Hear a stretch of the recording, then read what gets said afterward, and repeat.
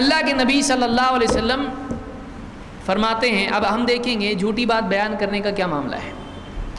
آپ فرماتے ہیں من حدث عنی بحدیث یرا انہ کذب، یا بعض روایتوں میں یرا انہ کذب فہو احد الکاذبین، اور بعض نسخوں میں ہے فہو احد الکاذبین، امام نووی وغیرہ نے ذکر کیا اس کو۔ تو یہ مسلم کی روایت ہے، مقدمے میں امام مسلم نے ذکر کیا ہے۔ کیا حدیث ہے؟ من حدث عنی بحدیث، یہ میری طرف سے کوئی آدمی ایسی حدیث بیان کرے، یعنی میرے نام سے میری طرف سے روایت کرے کوئی آدمی ایسی، یرا انہ کذب، وہ دکھائی دیتی ہے کہ جھوٹ ہے، واضح ہے کہ وہ کیا ہے، جھوٹ ہے، اور وہ پھر بھی بیان کر رہا ہے اس کو، تو آپ نے کیا فرمایا؟ فَهُوَ أَحَدُ الْكَاذِبِينَ، تو وہ جھوٹوں میں سے ایک جھوٹا ہے۔ بعض علماء نے کہا یہاں پر کاذبین کی جگہ کاذبین بھی پڑھ سکتے ہیں۔ دیکھیں عربی زبان بہت نازک ہے، دونوں لفظ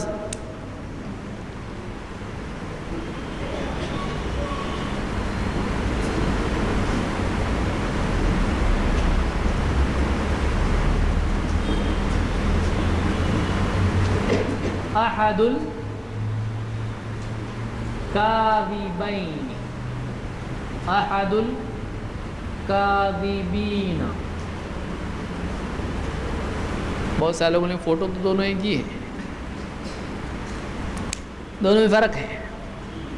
احد الکاذبین، احد الکاذبین، کاذب، کاذبین، کاذبین، کاذب کذبہ سے، کذبہ یعنی کذاب، اس پر سے کذبہ سے جھوٹا، کاذبین دو جھوٹے، کاذبین بہت جھوٹے، کئی جھوٹے، دو کے اوپر جمع ہو جاتا ہے۔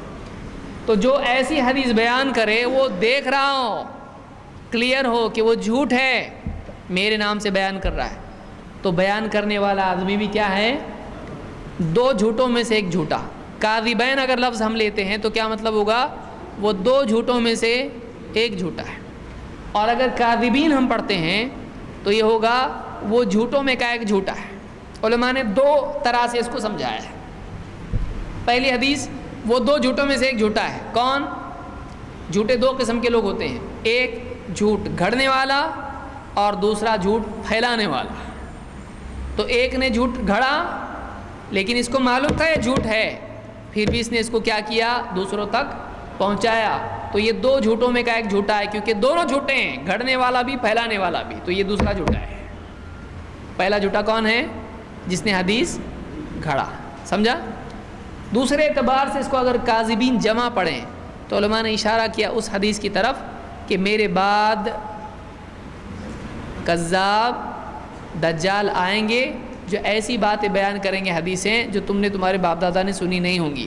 تو اس حدیث میں انہی کی طرف اشارہ ہے کہ جو جانتے بوجھتے جھوٹی حدیث بیان کرے وہ ان جھوٹوں میں سے ایک جھوٹا ہے جن کے بارے میں بتایا گیا ہے۔ تو یہ ان جھوٹوں میں سے ایک جھوٹا۔ معلوم یہ ہوا اس حدیث سے، کیا معلوم ہوا؟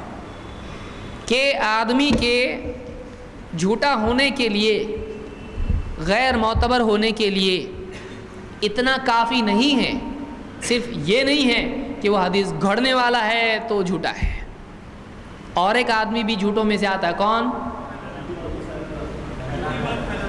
اس کو معلوم ہی حدیث جھوٹی ہے لیکن عوام میں حدیث پھیلا رہی ہے، نیت اچھی ہے، لوگ عمل پر آ جائیں، فضائل پر عمل کریں۔ تو اس حدیث سے کیا چیز حرام ثابت ہوتی ہے؟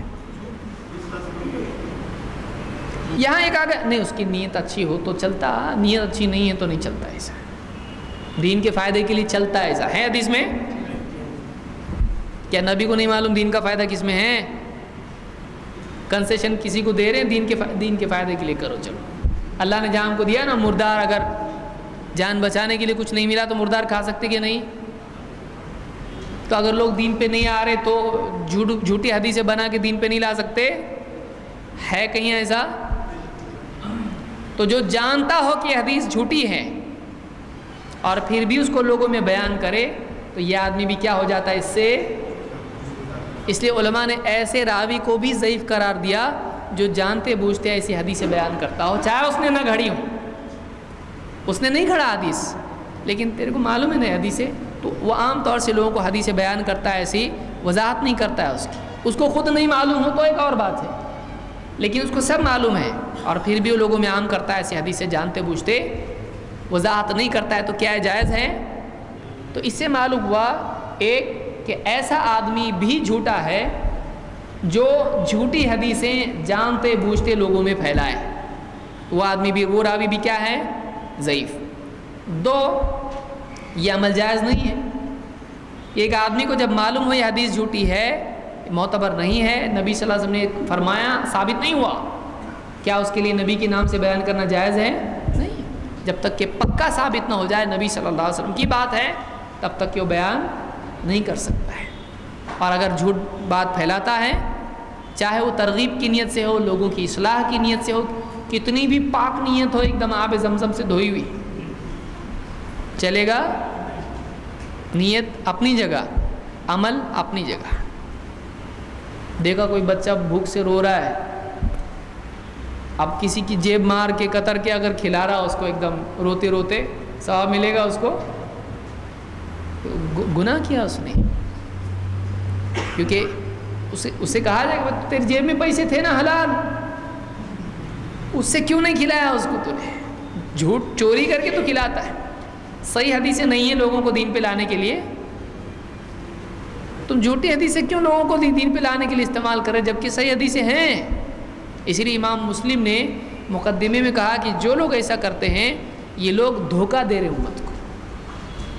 اور امام مسلم کہتے ہیں کیا صحیح حدیثیں کم پڑ گئی جو ایسا کام کر رہے ہیں؟ نبی پہ جھوٹ بول کے تم لوگوں کو سچ سکھا رہے، یعنی خود ہی جھوٹ بول رہے، لوگوں کو سچا بنا رہے ہیں. کہ کوئی آدمی بولے سچ بولا کرو، جو آدمی جھوٹ بولتا ہے اس کو جہنم میں 4 سینگ ہوں گے، کچھ بھی بول دے آدمی جھوٹ ڈرانے کے لیے، تو بولیں گے تو نے جھوٹ سے روکنے کے لیے خود نبی پر جھوٹ بولا، وہ دنیا میں جھوٹ بول کے چھوٹا جھوٹا تو بڑا جھوٹا ہے. تو دیندار بنانے کے لیے لوگوں کو جھوٹ بولنا بے دینی کی بری شکل ہے. شراب پینا بھی اتنا ڈینجر نہیں ہے جتنا نبی پر جھوٹ بولنا ہے. نبی پر جھوٹ بولنا بہت زیادہ سخت ہے. کیوں؟ اس لیے کہ وہ شراب ہی رہے گی، برائی رہے گی، پینے والا بھی جانتا ہے، دیکھنے والا بھی جانتا ہے، لیکن نبی کے نام سے اگر جھوٹ بول دے گا تو وہ دین بن جائے گا. ایک ایسی چیز جو دین نہیں، دین بن گئی. تو نے دین کو بگاڑا، اس نے اپنی زندگی بگاڑی، تو نے دین بگاڑا. تو جو اپنے آپ کو بگاڑے وہ زیادہ برا، یہ جو دین کو بگاڑے وہ زیادہ برا ہے. دین کو بگاڑا اس نے، کیونکہ ساروں کے لیے مصیبت پیدا کیا اس نے. اس سے معلوم ہوا کہ حدیث گھڑنا اور گھڑی ہوئی حدیث بیان کرنا دونوں جھوٹا بنا دیتا ہے ایک آدمی کو اور غیر معتبر ہو جاتا ہے. امام الدارقطنی کہتے ہیں فمن حدث بجميع ما سمع من الاخبار المرویة عن النبی صلی اللہ علیہ وسلم، کہ جو آدمی اللہ کے نبی صلی اللہ علیہ وسلم سے جو بھی خبریں روایت ہوئی ہیں وہ سب کی سب پہنچا دے لوگوں کو. ولم یمیز صحیحها من سقیمها، وہ صحیح حدیثیں اور ضعیف حدیثیں الگ نہیں کرتا ہے، جو آتا ہے بوریا بھر بھر کے سب کو دیتا ہے، فرق نہیں کرتا ہے اس میں کہ یہ جھوٹ ہے اس کو مت بتاؤ، یہ صحیح ہے اس کو بتاؤ، ایسا نہیں کرتا ہے. جھوٹ رہن دو کہ صحیح رہن دو، لوگ دیندار بن رہے نا، دو ہول سیل میں حدیثیں بیان کر رہے ہیں. موٹی موٹی کتابیں، دو کتنی موٹی کتابیں ہمارے پاس ہاتھ میں بھی نہیں آتی، تو اتنی موٹی موٹی کتابیں لکھ کے کوئی آدمی دیندار بنا رہا ہے. اگر ایسا آدمی ہے جو صحیح اور سقیم میں فرق نہیں کر رہا ہے، وَحَقَّهَا مِن بَاطِلِهَا، اور حق کو باطل سے الگ نہیں کرتا ہے، باء بالإثم، وہ بھی گناہ میں برابر کا شریک ہے. وَخِيفَ عَلَيْهِ أَن يَدْخُلَ فِي جُمْلَةِ الْكَاذِبِينَ عَلَى رَسُولِ اللَّهِ صلی اللہ علیہ وسلم، اور اس کے بارے میں اس بات کا خوف ہے کہ وہ نبی صلی اللہ علیہ وسلم پر جھوٹ بولنے والوں کی لسٹ میں یہ بھی آ جائے گا. کون آدمی بیچارہ خود جھوٹ نہیں بولا لیکن اس نے تحقیق نہیں کی کہ واقعی یہ حدیث معتبر ہے کہ نہیں ہے، اس نے بس بیان کر دی بلا تحقیق اس نے کچھ بھی بات نقل کر دی. تو وہ بھی نبی پر جھوٹ بولنے والوں میں آ جائے گا. بحکم رسول اللہ صلی اللہ علیہ وسلم انہ منہم، اس لیے کہ خود اللہ کے نبی صلی اللہ علیہ وسلم نے اس پر حکم لگایا کہ جو جانتے بوجھتے دیکھے کہ یہ حدیث جھوٹ ہے پھر بھی بیان کرے تو وہ بھی جھوٹوں میں سے ہے. تو اس پہ جھوٹوں میں کس نے ڈالا اس کو؟ اللہ کے نبی. اس نے خود جھوٹ نہیں گھڑا لیکن جھوٹ کو بیان کیا تو وہ بھی جھوٹا ہے. تو جو آدمی حدیثوں میں فرق نہیں کرتا ہے اور تمیز نہیں کرتا ہے، روک کے نہیں رکھتا ہے غلط حدیثوں کو، بلکہ وہ بھی بیان کرتا ہے، کتاب موٹی ہو جائے گی اس کے لیے، لوگ امپریس ہو جائیں گے کیا حدیث بولتا ہے، ایک کے پیچھے ایک ہے. بہت سارے مقررین عربی میں ایک ایک حدیث جنت میں ایسی، یہ ایسا، وہ ایسا، بنی اسرائیل میں ایسا، حدیث پہ حدیث، کوئی صحیح ضعیف کی کوئی تمیز نہیں. حالانکہ وہ جانتے ہیں، ان کے پاس وسائل ہیں، علماء کی تحقیق موجود ہے، لیکن اس کی کوئی پرواہ کیے بغیر وہ اپنی طرف سے حدیثیں بیان کرتے ہیں اور ایسی کتابوں سے چن چن کے نکالتے ہیں جس میں علماء نے بتایا کہ حدیث معتبر نہیں ہے، لیکن اس کو چھپا کے پبلک دیندار بن رہی نہ بناؤ کس سے تمہیں. تو ایسا کرنے والے امام الدارقطنی کہتے ہیں کہ یہ جھوٹوں میں شامل ہیں، یہ بھی جھوٹے ہیں اگرچہ انہوں نے جھوٹ خود نہیں گڑھا ہے. اس کو امام الدارقطنی نے اپنی کتاب الضعفاء والمتروکین، الضعفاء والمتروکین یہ کتاب ہے ان کی، کہ ضعیف اور متروک راوی جن کو علماء نے چھوڑ دیا، لیتے ہی نہیں ان سے حدیث، ان کے نام لسٹ ان کی پوری جمع کی ہے. تو امام الدارقطنی بڑے محدثین میں سے ہیں، بہت ہی بڑے محدثین میں سے ہیں، انہوں نے یہ بات اپنی کتاب میں کہی ہے.